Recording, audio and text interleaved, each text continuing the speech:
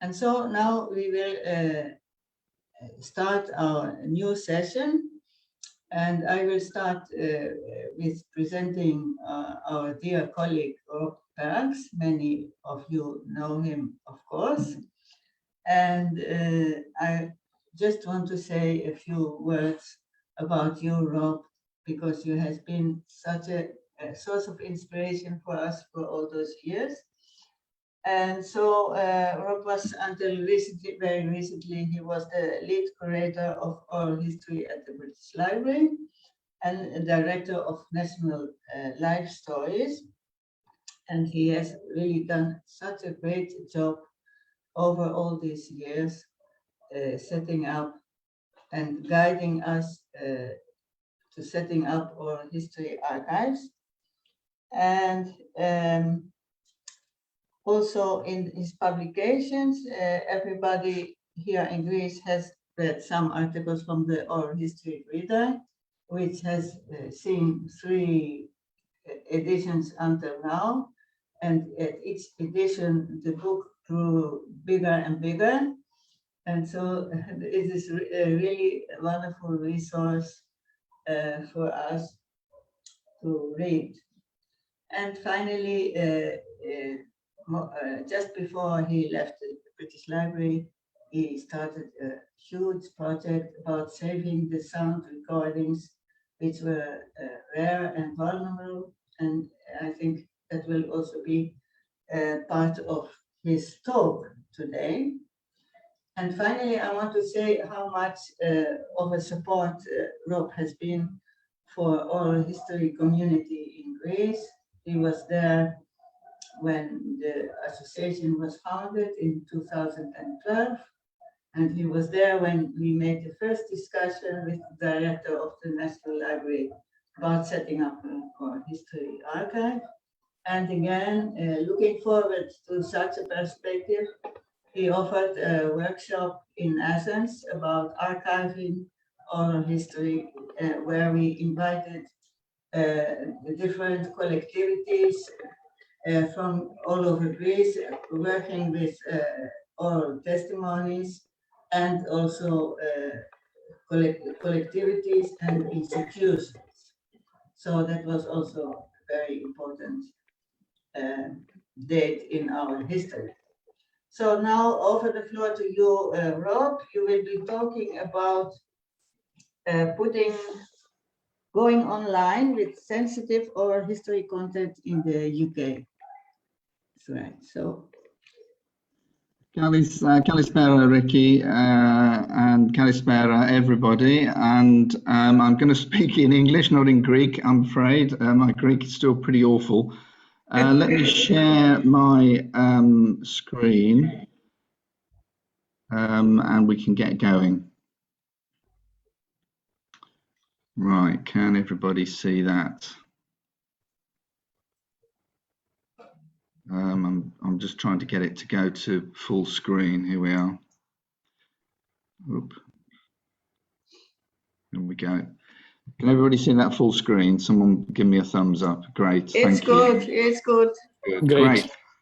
Thank you for inviting me again to speak to your colleagues, Ricky. It's been a huge privilege for me to be involved with the Greek Oral History Association over many years, and I'm a huge admirer of all the work you've achieved collectively during that time. As Ricky knows, I'm speaking to you from Mani in Peloponnese, where I've got a house, and I'm spending a lot more of my time now since I retired, and enormously enjoying my time here, but still very much in connection, in contact with my colleagues at the British Library. So it's that work that I'm going to be talking about this evening. And perhaps the other thing, Ricky, that you didn't mention was the very large COVID project that we were also running at the British Library. And I'm not going to be talking about that tonight. We don't have time, but there may be things to be said about oral history and COVID. So let me start by saying a few words about the way in which I think the landscape has completely changed in the last decade or so in regard to putting oral history interviews online. I remember going to international conferences 20 years ago, really at a time when the internet was very much in its infancy. People didn't really know what it was, how we could make use of it for oral history. And in that intervening 20 years, and I say particularly over the last decade, I think the landscape has completely transformed in terms of the way we as oral historians think about the internet. And some of that has been driven by users and the expectation by just about everybody nowadays just to be able to click on their phone or their laptop and get access to oral history interviews and clips from anywhere in the world. And this has put huge pressure, I think, on oral historians and oral history archives. And it's led to an increase also in online use of oral history. In the old days, when people used to have to come to the British Library to access our oral history interviews, very small numbers came. At the end of 2020, in that year alone, we had 1.2 million page views on the British Library's website. I mean, that's a huge number, which we could never have anticipated in earlier times. So where we're responding to this demand, we are getting incredible use of our material. Funders are now expecting us, therefore, to make all our material online, and I'll come back to this later because it's a frequent source of clashes between oral historians and funders in terms of the expectations on both sides. And the new data protection legislation, Gdpr, has led to further tensions, I think, between access and personal data. On the one hand, we value personal testimonies and making them available, but equally, we want to protect their confidentiality. So there's new sensitivity checking procedures that I think we need to be pursuing. And I'm going to say a lot more about those as we go along. And underlying all these changes is the most important one, and the one I think we've perhaps lost sight of slightly, which is all the interviews that we've been gathering in oral history archives over the last 50 or 60 years. Many of them simply won't be with us very long if we don't digitize them. There's a huge imperative now for us to digitize of many of those analog audio recordings as we can. So I'm talking about open reels, cassettes, even some early digital recordings. We reckon we've got about 10 years left to digitize all the remaining analog in the world due to obsolescence of equipment and expertise. So all these are new features which are encouraging us to think about how we go about doing oral history and how we make it available and the challenges involved. And what I want to do this evening really is to talk about how the British Library Oral History Department has responded to this challenge in an ethical way which meets all the legal demands that have been imposed upon us by new digital requirements, but also by data protection legislation. So one of the ways in which we've been doing this is that we launched a huge project in 2017, which was a UK-wide project to digitize about 500,000 at-risk sound recordings in the UK. Probably around half of those were oral history recordings. We managed to get a huge amount of funding, as you can see, to do this. We set up a national network with regional partners, employing 4 in each of 10 hubs around the UK. So 80 people have been working on this project, and it comes to an end next year. And an important part of this has not only been digitization, but evolving new preservation workflows and new ways in which we're making this material available online. In other words, new types of public engagement.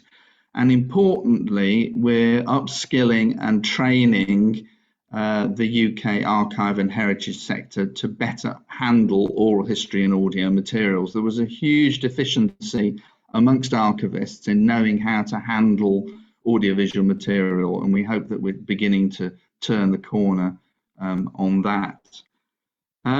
There's the hub partners that we've been working with, and they've all been digitising huge amounts of material, as you can see, right across the United Kingdom. So there'll be a fantastic legacy that will derive from this. It will provide access to literally thousands of things that otherwise would not have been accessible. We're also going to be delivering a brand new website next year, next spring. Hopefully it'll be launched, which will provide access to all these thousands of hours of material through a new universal player. And it's going to be tailored for different types of audience. One of the things I think we've learned over the last decade has been that you can't just put things online. You have to think carefully about how you do it, what you put with it, what sort of contextual information you put with it, how you link it to catalogue data, and how you tailor it for particular audiences, say for educational audiences and so on. And some of this we've learned from the way in which we currently provide online access to the British Library's oral history collection. So we've had sort of traditional collection guides, which you can see here. We've obviously also got an online catalogue, which links in some cases to the recordings themselves. And these can only be accessed at the moment on site at the British Library building. The idea in the longer run, of course, in the next couple of years, is that you'll be able to click through from the catalogue to the full recordings. And this is the current offer. So this is the current online website for sounds at the British Library, which will be replaced next spring. And this is looking pretty old-fashioned now, really. Well overdue to be replaced. But at the moment, this provides access to 3,000 or so, I think, probably 3,500 now, full oral history interviews. So mostly at the British Library hitherto, for this sort of access, we've tried to provide access to full recordings, which in some cases with life story recordings can be sort of 30 hours per recording. So this is the sort of archival, specialist access to material, and you'll see that it's themed to particular areas where we've carried out projects, so disability, architecture, and so on. Perhaps what has been more successful has been what we call curated platforms. In other words, rather than providing people access to the full interview, we've been selecting clips and then putting them in a particular context. So this is a project that we did interviewing scientists. We then selected lots of extracts from interviews that we'd done with scientists and then themed them and provided them with images and other contextual material. Now, each of these actually leads you to the full interview, but it's the clips that are effectively the initial engagement. So you could see how these can be used in schools very effectively. So here is actually the first woman that was allowed to go to work in the British Antarctic Survey in the 1970s, I think it was. Previously, women had been denied access to Antarctic due to their gender. So you can see how this could be used in gender studies at undergraduate or school level. So clips is the way in which we've increasingly been moving, particularly for things like learning websites. So there's a whole raft now of British Library learning websites. The first was Voice of the Holocaust, which you see on the right there, and that was the one that started life back in the 90s as a cassette pack with slides and booklets and things, and that gradually moved online and is in the process of being updated at the moment. But this gets huge online use at the British Library. It's one of the most used websites the British Library has. It's all based around survivor testimonies drawn from a big project we did with Holocaust survivors back in the late 80s, early 90s. The most recent one that we've done is the one on the left. This is part of the big Unlocking Our Sound Heritage project called If Homes Had Ears.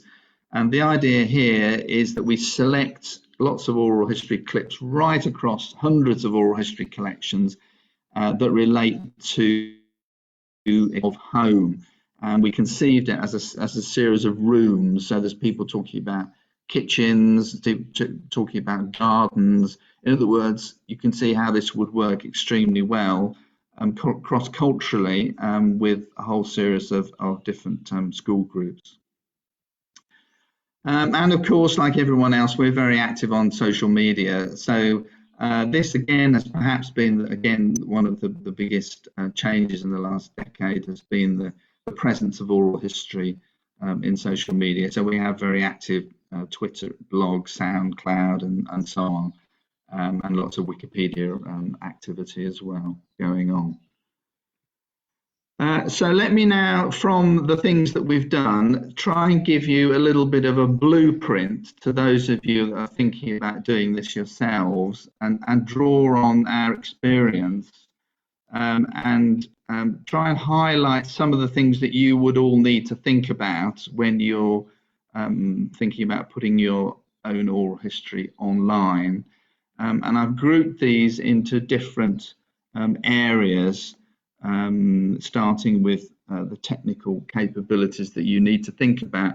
Now, I have to say that when we started, some of these things had never occurred to me. So what I'm sharing with you here is things that have emerged from bitter experience and working with people a lot more technically adroit than I am in working with audio files in a web context.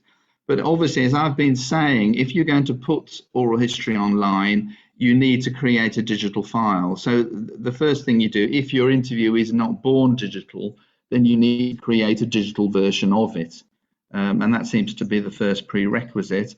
And as I've been saying, you need to decide, are you going to put full clips, full interviews online, or are you going to put clips online? You also need to be able to display rights data about what it is you're putting online, so people know if they can reuse it, what sort of copyrights attached to it. So you need to think about that. I'm going to come back to that later. You need to think about how the audio will be played back. Are you going to use sort of off the peg playback, or are you going to build your own player? Are you going to compress the files as you play them back? And then, of course, there's a whole raft of interview documentation, much of it inevitably paper-based. So if you're wanting to add descriptive data to it, how are you going to do that? Are you going to scan it and put the transcripts or the content summaries up as scans? Or are you going to rekey them in some way? So again, what sort of documentation and context you put around it is very important to think about.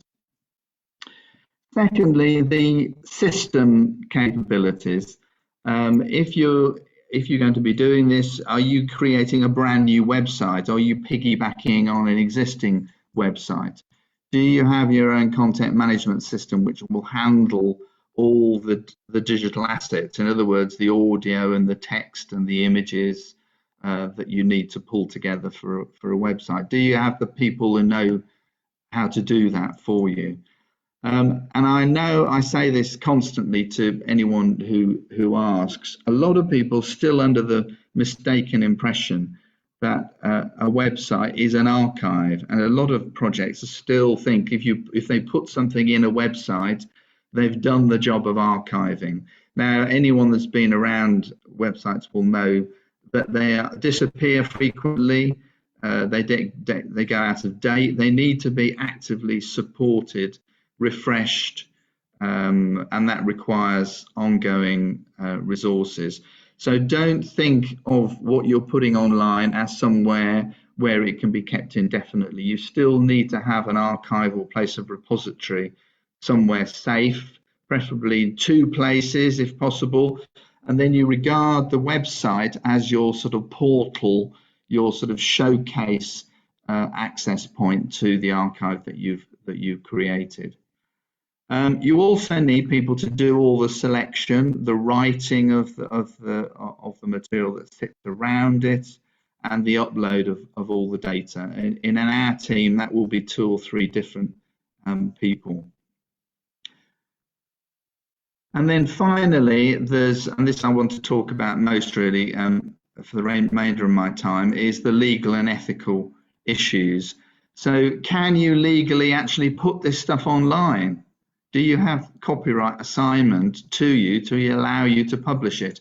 So publishing online in the EU is identical to publishing a book. It's a form of publication. So you need to have copyright, and that will be the interviewee copyright, and it will be, in our case, the recording copyright. In some cases also the interviewer copyright. So have you all got the copyright paperwork in place to allow you to publish this material online? Are you going to involve the interviewees in that decision? They may have not been aware when the interviews were done, say back in the 1980s or something, before the internet was even invented, that the material would be available globally. Does this suggest that you need to go back to them and seek their permission or the permission of family members? And you need to review the material for GDPR sensitivity, which I'm going to come on to, but also for libel.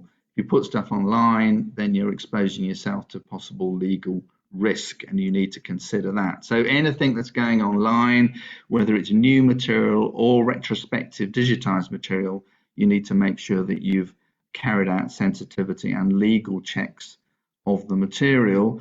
And you also need to make sure that it won't be stolen once it's up there. So I would highly recommend that you stream your material when you put it online and not allow it to be downloaded or embedded in third-party sites. Again, this may differ if you've got permission and you're wanting to put small clips online, say for educational use where teachers can download material, but it's certainly an issue that you need to think about. We've certainly gone the streaming route at the British Library.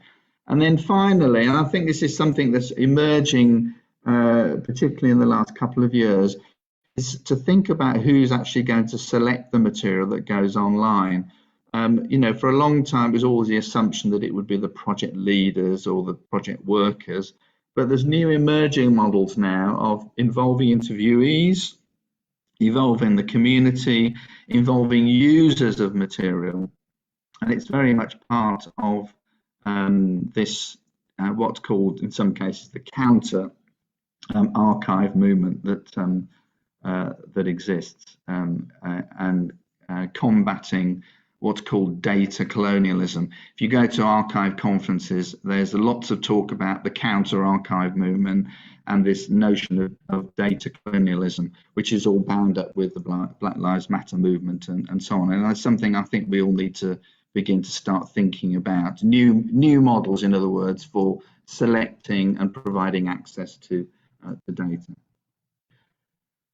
So let me move on now to saying a bit more about the legal and ethical challenges, because I think these are the ones that I've probably spent more time thinking about than many other issues that we've grappled with at the British Library in recent years. And as I say, the key thing that's changed, as you all know, and we're all bored of it, aren't we, is the GDPR legislation that came into effect in 2018. Now, I'm aware that there are differences across the European Union in how some elements of the legislation are being applied. So obviously I'm speaking particularly from the UK experience here, but I don't think it's going to be so different across the EU, and perhaps not in Greece. So as you all know, it was really a piece of legislation to try and protect individuals against commercial organisations abusing access to personal data. So they would be reusing your address and email address to try and sell you new products and services and so on. So the whole thrust of the legislation had nothing to do with the sort of things that we're talking about. It's all to do with commercial interests. So for those reasons, GDPR actually provides exemptions for organisations and individuals such as oral historians and oral history archives and heritage organisations, and allows us to process personal data, and in fact sensitive personal data, for our purposes, archiving purposes, scientific, historical and statistical purposes. So we have an exemption from many of the requirements of the Act. However, this doesn't exempt us from the need to check the data that we're putting online, where by putting it online, it will cause significant damage or distress to any data subject. In other words, that's anyone mentioned in the interview. So this is not just the person that's given the interview, it's anyone to whom they refer in the interview. In other words, third parties.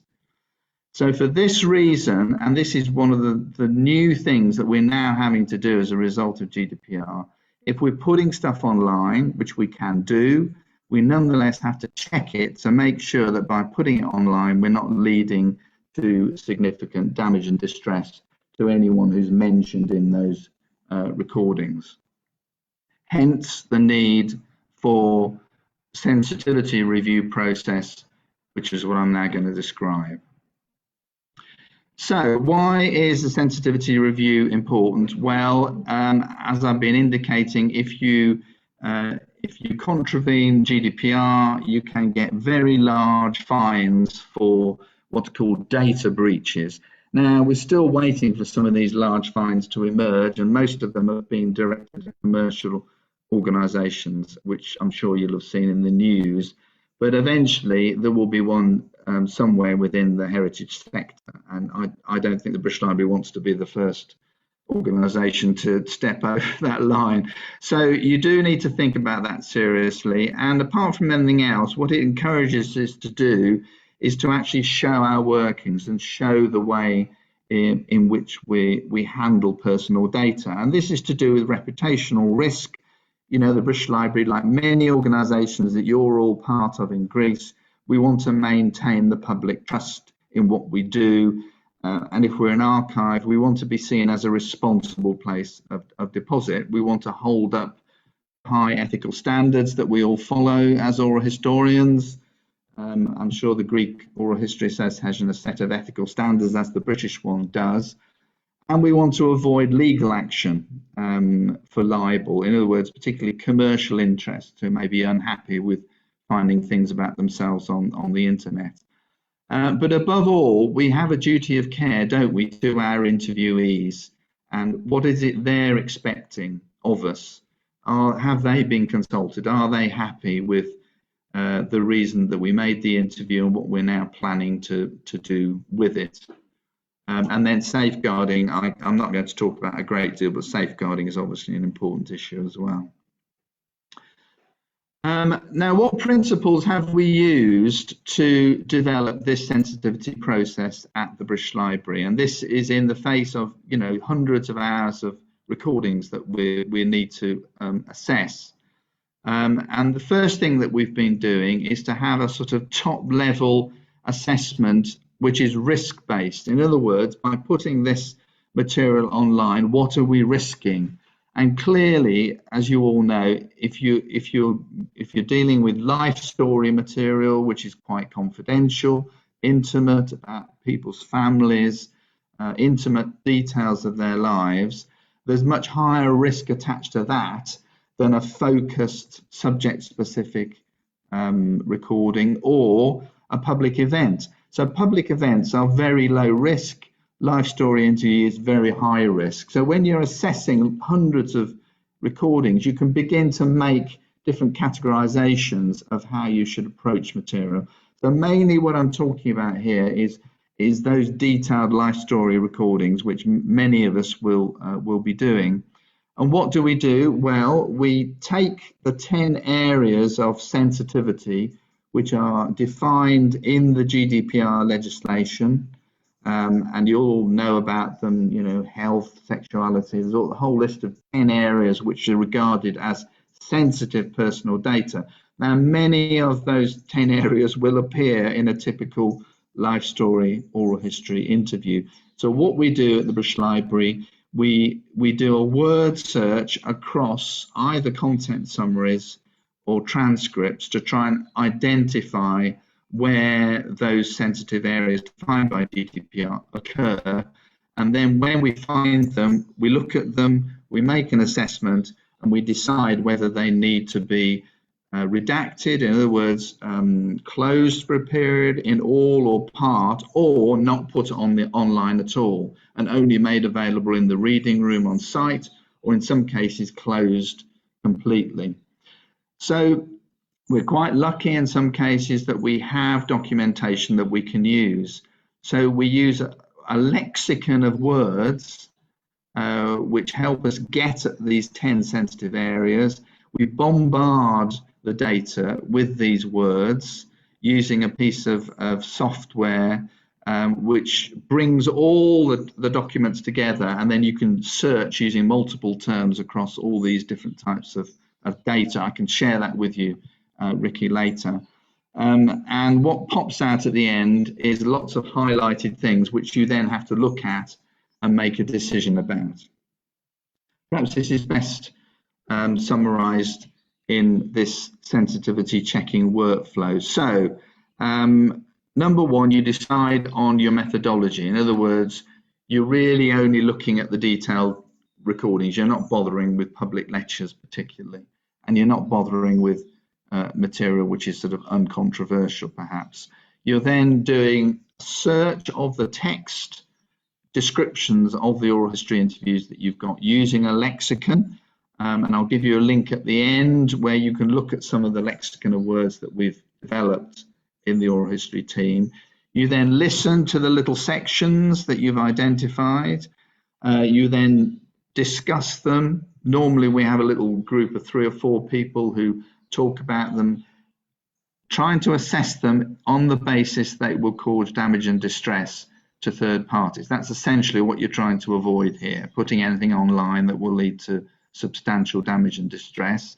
So we have that discussion, we make a decision, and then number 5, in some cases we will then mute the contentious section. So what we'll put online will have sections which have been muted or redacted, and that's what goes online. The original material stays in the archive, it just doesn't become available. And the important point is that you're documenting all this as you're going along so that you can see the decisions that you're making.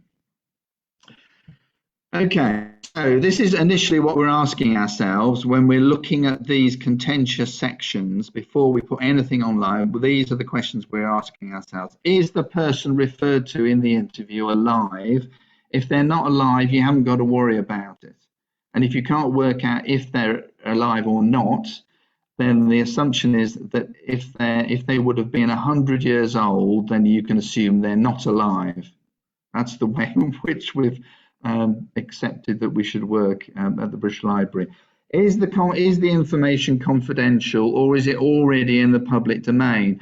So even if it seems to be sensitive, if it's already been published extensively on the internet and in the press, then you have to arguably perhaps worry less. But this is the most important thing. If by putting it on the internet you're impacting on a person's personal safety, their physical and mental health, or otherwise damaging and distressing them, then you shouldn't put it online. And that's ultimately the test that you're applying here, as well as the one at the bottom, that libel that I mentioned earlier.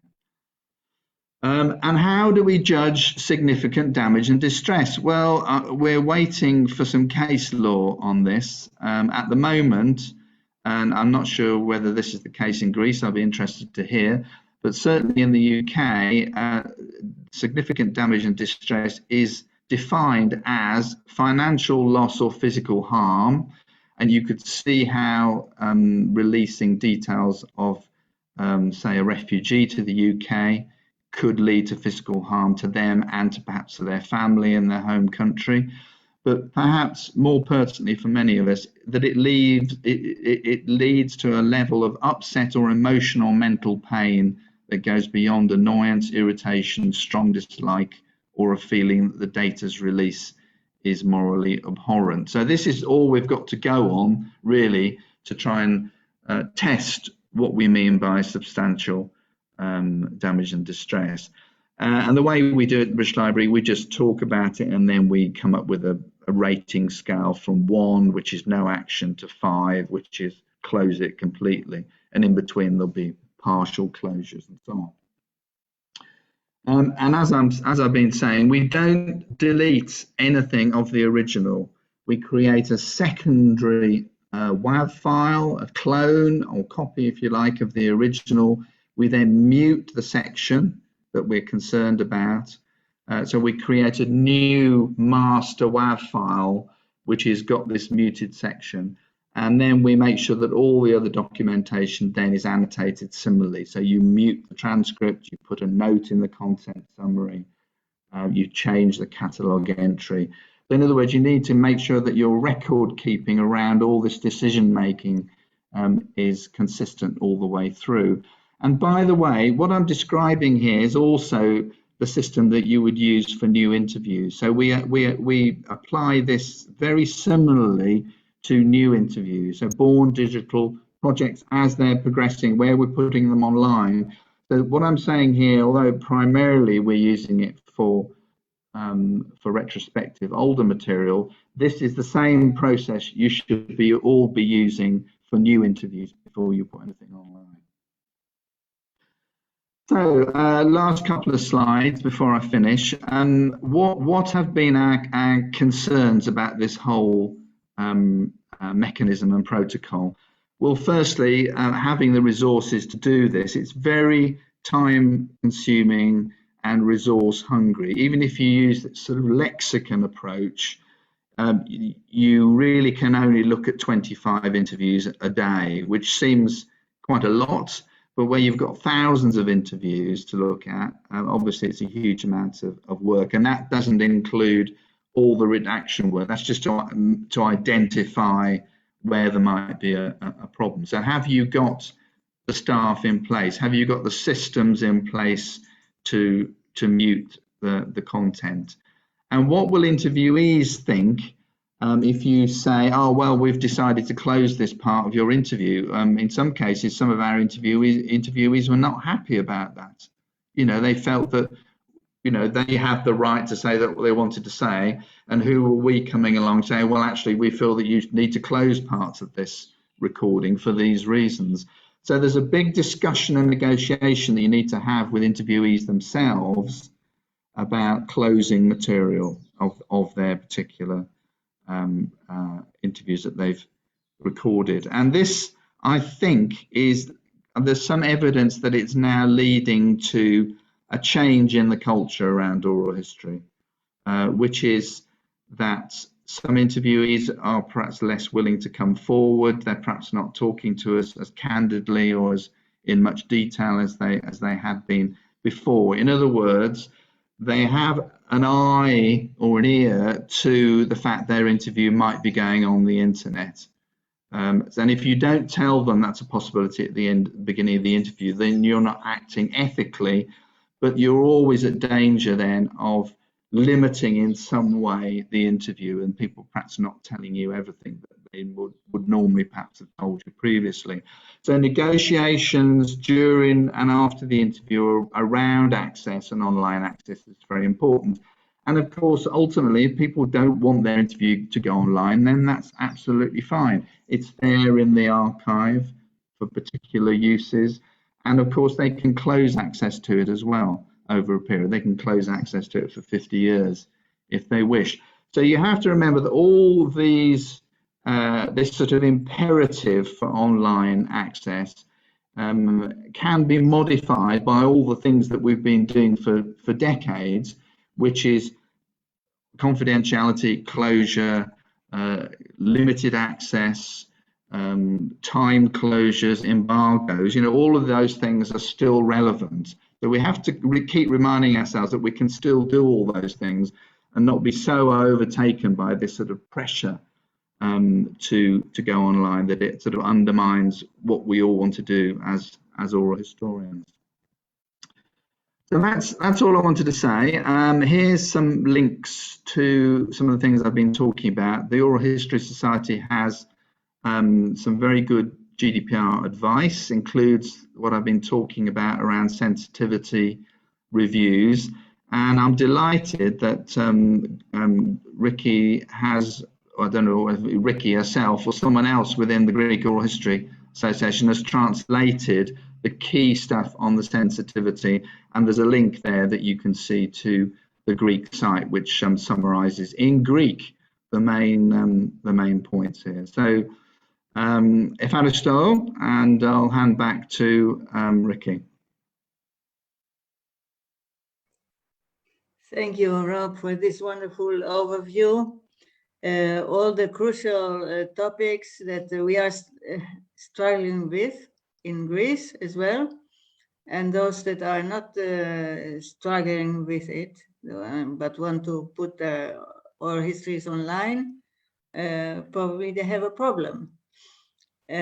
So really, just to give you an example, our history archive at the University of Thessaly has now more than 1,000 interviews with some donations, and we are thinking to put some of it online because there are very few people that look at this wonderful collection. And just recently we have received a new donation of interviews that were done in the 90s with refugees from Asia Minor of the first generation. So these are very important because we can't interview this generation anymore. But of course there were no release forms then. So we are trying to see if we can have some relatives sign the release document to be able to use this material. But as you say, people of this generation, they didn't even know that something like the internet would ever exist. But one of the women, I listened to her testimony, started her interview saying, "It's not for the television, is it?" So that was the equivalent to the internet at that time. So you already know that she was aware of sensitivity. So that's the kind of problem. I think Ricky, it's complex because it's not just the copyright, is it? It's the ethical position around reuse and publication of material that was recorded for a different purpose a very long time ago. Yeah. And I think ultimately that means that it's a question of risk assessment, really. What is the risks of providing access to that material? Who's going to be impacted and affected by it? What, is the spirit of the original interviews to share their experiences, is that good enough? If they were alive, would they be keen for this type of dissemination? That's ultimately the sort of questions you have to ask yourself, really. Mm-hmm. Yes. And another thing which is of concern with institutions or collectivities that have our history archives is what you mentioned, the difference between a website and an archive. Because there is really confusion about this. And some archives, they call it digital archives, or in Greek, apotheterio, which means dumping, more or less. You dump the interview somewhere and you don't care about it. You think that then you have publicized your material. But of course, it's not as simple as that. There should be somebody looking after it and curating, etc. So that's another problem we are aware with. But maybe we can now ask the floor if some people want to ask you some questions about what you said and their opinions. So if somebody wants to put the question in Greek, that is possible too, and we can translate, but please come forward.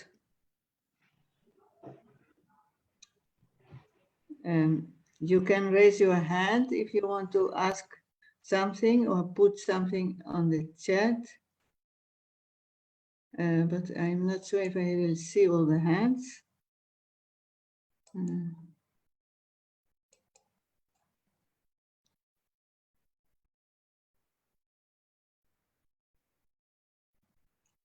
No.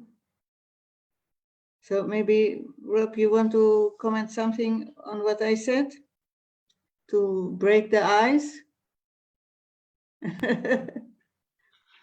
Well, we've talked, you and I, haven't we, about particular incidences and some of the work that you've been doing around sort of the sensitivity of public access.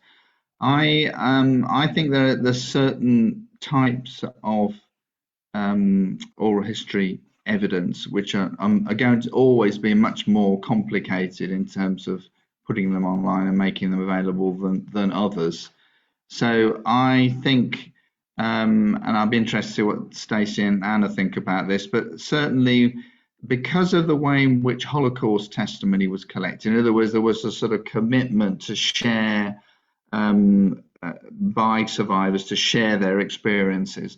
That's always seemed to me to be ironically less controversial than certain other areas in terms of putting stuff online. It's not without its challenges, I'm sure, but for instance, I've worked with material where it's been recorded for one purpose and then someone's come along and used it for a different purpose. The famous example that's often quoted, and it's in articles by Joanna Bornat amongst others, is a group of interviews with working class women in Australia, which was just about their family life, but was then reused later to look at the language they used, the sort of racist language they used, their attitudes towards smoking and other things, which were completely unrelated to the purpose of the original research. So is it legitimate to, even because they had copyright and sort of legal permission to put the stuff online, is it okay to put that online, firstly? And secondly, is it okay for someone else to reuse it in a way that's not commensurate or in step with the purpose of the original research? Now, as an archivist, perhaps I don't need to worry about this because it's the person that comes along and reuses it that perhaps has the ethical challenge with that regard. But so there's often a disconnect, isn't there, between what we're doing in terms of providing access and then not really being aware of the possible third-party uses of that material by people who may not be doing it in the spirit of the original research. And I don't know what we do about that. We can't police it because we're providing access for very good reasons. But I'm interested to see if Stacey and Anna have got any thoughts about this from their experience, and particularly around what I said about the Holocaust material. We do speak to that a little bit in the paper. You do? Okay, sorry. I didn't want to preempt your own talk. It's okay. I mean, I was going to say, I'm surprised to hear that the Holocaust interviews were not very problematic in your case, because in ours they have been.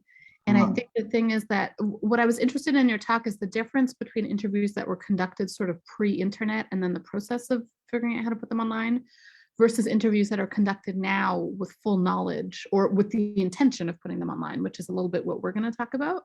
But because the big testimony projects were sort of at the very beginning of the internet, even if people were sharing because they wanted to share publicly and wanted their stories to be public, they still didn't understand the scale of the internet. We didn't know that part yet.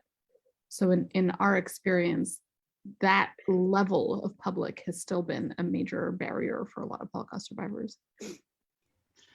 Yeah, there's been lots of discussion, Ricky, amongst oral historians in the UK about how you demonstrate the power of the internet to interviewees. And a couple of people have been, taking a laptop or something along with them to the interview, sitting with their interviewees and saying, okay, well, this is the internet. If you type this in here, this is what happens. And, a lot of older people, they don't have day-to-day contact with it. They've heard of it. They see the kids using it and so on, but they're not really aware of its sort of how far-reaching and powerful it is. And I think that's been quite a neat way, I think, of just explaining to people what the internet means and therefore begin to understand the implications of it. But ethically, is that what we want? Do we want to scare people into? I mean, I'm worried about this when I think about it. So, and I know about the internet. So, but is it it's an ethical question, isn't it? By exposing people to the real risks that there are around the internet, which we do our best to mitigate, but which we can't guard against all of them from, and that includes Holocaust material and Holocaust deniers abusing access to Holocaust material and so on. We can't safeguard everything, can we? Putting it online, we can safeguard it to some extent, but ultimately it's a bit of a wild west out there, as we all know. So do we think we're all being completely honest with our interviewees about the risks involved in putting stuff online, even if we explain it? That would be my question. Yeah, it's a difficult issue, but I am also thinking about the time perspective, because maybe we are just now in a transitional phase, that maybe in 20 years, everybody will know what the internet is, and they will have changed their attitudes. There will be a new culture, maybe, about this. And this is also your last point on the slide. I think if all this digital culture will change the whole practice of oral history, maybe that's a very important topic, but maybe it's still too early to know what will happen. I don't know if we have already a feeling to what extent it is impacting. Well, it seems to me that there is now some growing evidence that it is having an impact on interviews. Certainly we're noticing it with particular interviewees, perhaps better known interviewees who are sort of guarding their legacy more carefully on the internet, authors and to some extent scientists and so on. But the famous example of the impact of all this, of course, is the Boston College case around interviews with both sides of the troubles in Northern Ireland. Paramilitaries who were interviewed, they were given to believe that their material would be kept confidentially, but it was published in a book and then some of it on the internet, and that has definitely had a deadening effect on the willingness of others to come forward to talk about the troubles in Northern Ireland. There's no question about that. It has definitely deterred people from talking about it because they don't believe the guarantees of confidentiality. Now, as we know, it's always been quite difficult legally for oral historians to guarantee confidentiality because courts have always been able to come and request material that's closed. Now, it doesn't mean that the access is granted. It was in this case, but I think it has highlighted the fact that some of the reassurances that we think we've been giving to people are perhaps not as secure as we thought they were. So I think the climate in that sense has changed, Ricky, certainly amongst certain groups of people. I don't think it's going to impact on many sort of softer elements, but in terms of the interview subject. But if you're working in that sort of edgy area, then perhaps it is going to have an impact. Because the imperative is to put so much online now, isn't it? I mean, you know, that we are measured at the British Library. It is where the curators are measured by, you know, web pages, web presence, Twitter followers, you know, all those metrics are measuring audience impact, and that's what we're all being judged on. And that's what funders are increasingly expecting. You know, it's not good enough to do the recordings and put them in an archive anymore. You've got to have user impact and wider impact beyond just users, but changing, you know, the landscape of the way in which things are done and so on. So the question will be with what we will be left with if those interviews won't be online, and who will look at the interviews that won't be online, and whether the interviews that will be online will be still as juicy as we need for social history.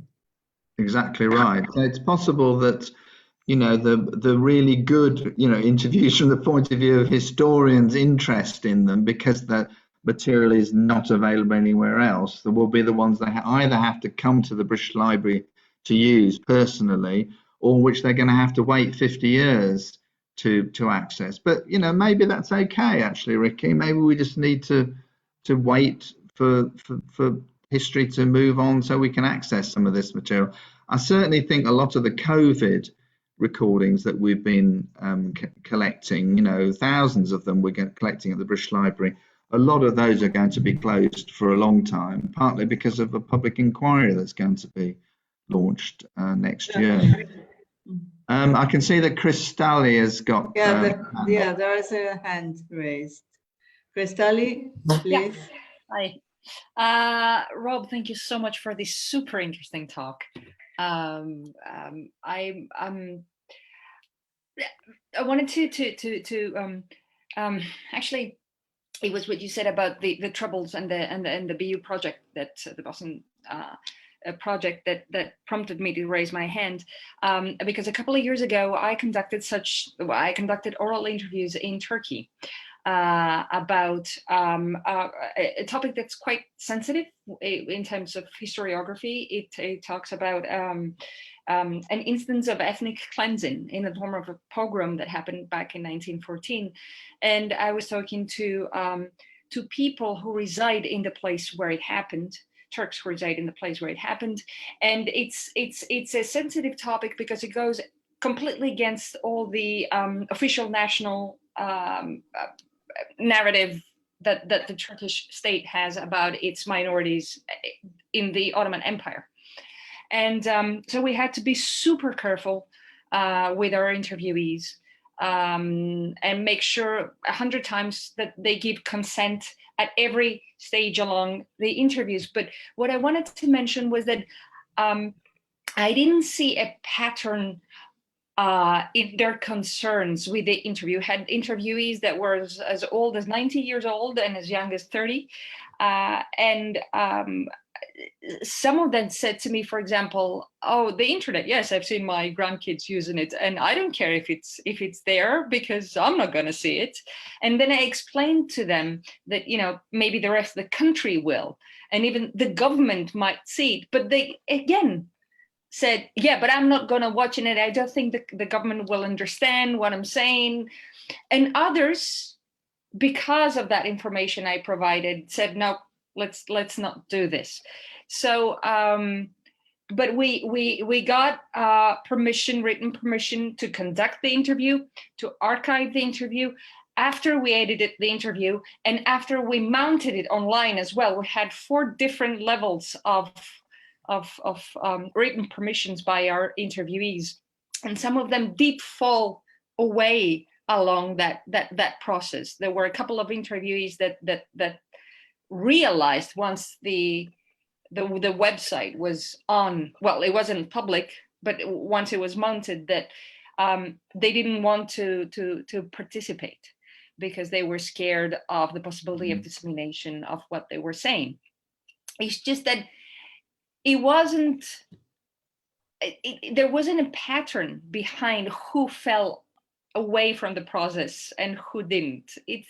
There seems to be something psychological. There seemed to be something psychological in my interviewees that stopped them or allowed them to, for example, all the academics said, okay, which is quite weird because they're a primary target right now in Turkey. And whilst others who weren't public,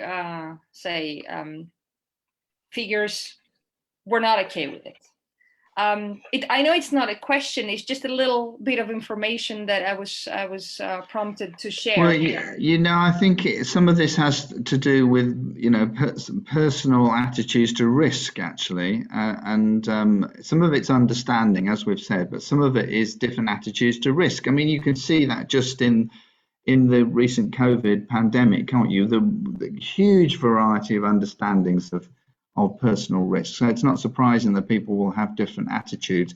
But you know, Cristali, I think there's a real duty of care that we should have here as oral historians.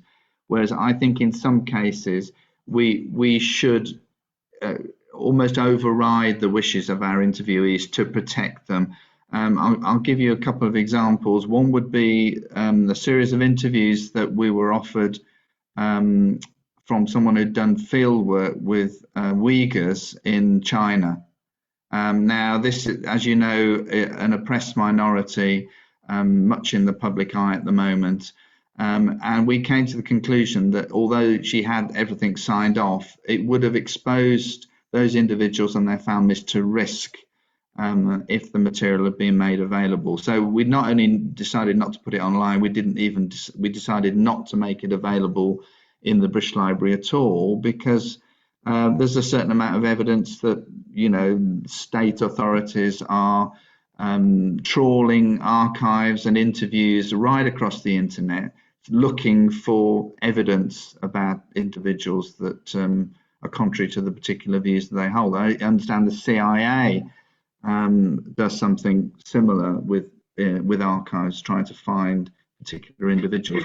So I think it is something we need to be concerned about, actually, in cases that you've alluded to.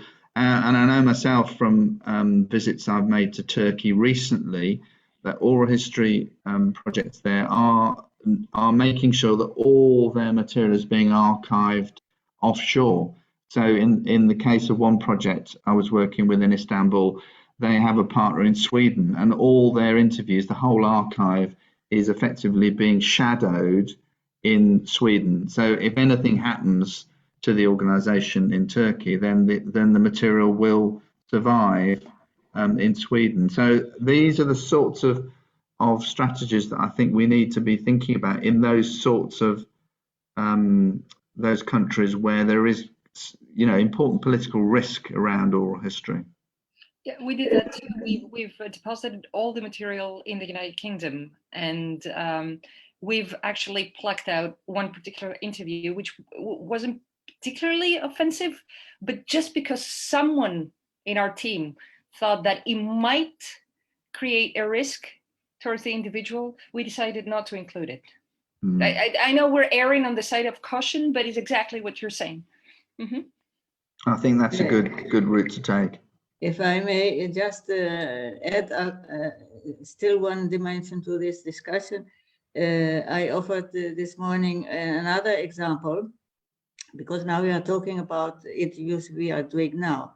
But I was thinking of the interviews done with first wave feminist and second wave feminist by Shanna Gluck, which she then put on the internet. And if you just think about the political context then and now, it's so different, because then feminists were eager to come out about having abortions, just to be able to claim the right to legalize abortion. And now we are in a new context where it has been penalized again, and there is a mass movement against abortions. So that's still another problem that you might. Well, you know, Ricky, where this has happened to us a few times, where the material that we put online, we've subsequently been contacted by the interviewee or a family member saying, I've changed my mind, I want to take that down for similar reasons than the ones you've described. And I think that's fine, isn't it? I mean, that's why you need staffing and a sort of sensitive approach where you can take material down. So it's perhaps one of the things I should have emphasized to all of you thinking of putting stuff online. You do need a takedown what's called a takedown policy. In other words, on the bottom of the web page, it says, if you're not happy with what you see on this web page, this is how you can complain. And the British Library has a particular complaints procedure. So we don't automatically guarantee that we'll remove things, but we review them. We take them down temporarily, review them, and then decide whether to take them down permanently or put them back up again. But all of you putting a website together, you do need to have that policy very clearly stated somewhere along the bottom of the page. But yeah, you're right. But people change their minds. That's fine, isn't it? Yes, but if they are not alive anymore, okay. Well, the question then is family members. Do you allow family members to request that material be taken down, and I have always felt that you shouldn't unless it's about them, and that comes under the substantial damage and distress. So we have had a couple of instances where people have been talked about in the interview's been up online, but they've objected to what the mother has said about them. So in that case, we've redacted or muted that part of the interview and then put the interview back up again. But the relationship that you have primarily is with your interviewee, and then it's a question, if they're happy, how third parties, how are they impacted under the substantial damage and distress test? That's the key thing that you're looking for, I think. Okay, well, I think we should move on. Is there any other question about this topic, about Robert's talk? I don't see. So now let's